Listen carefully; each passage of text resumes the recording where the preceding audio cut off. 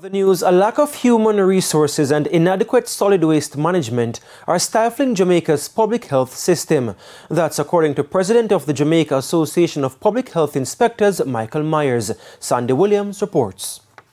First, it was teachers and nurses leaving Jamaica. Now public health inspectors are reportedly joining them. The Jamaica Association of Public Health Inspectors say some of its members left after they got better jobs overseas. President Michael Myers explains that the public health system is under stress due to inadequate human resources. We are faced with inadequate staffing.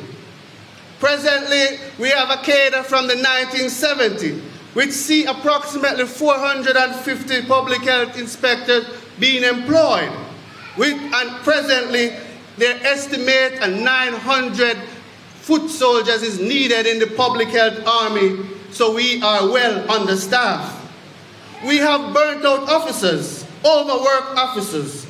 Their challenges are also compounded by the island's solid waste management crisis.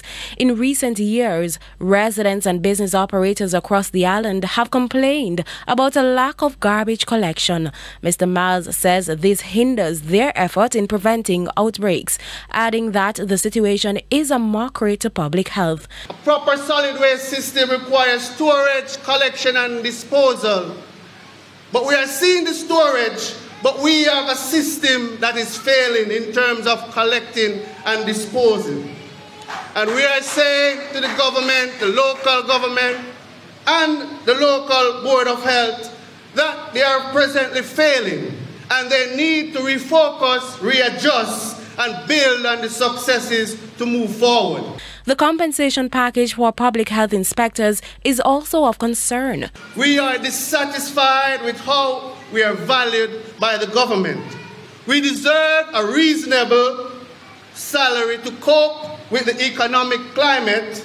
We believe the government can do better. Mr. Myers was speaking at the 76th anniversary of the Jamaica Association of Public Health Inspectors in Black River, St. Elizabeth. It comes ahead of Public Health Inspector Week, which will be observed from October 24 to 30. Sandy Williams, TVJ News.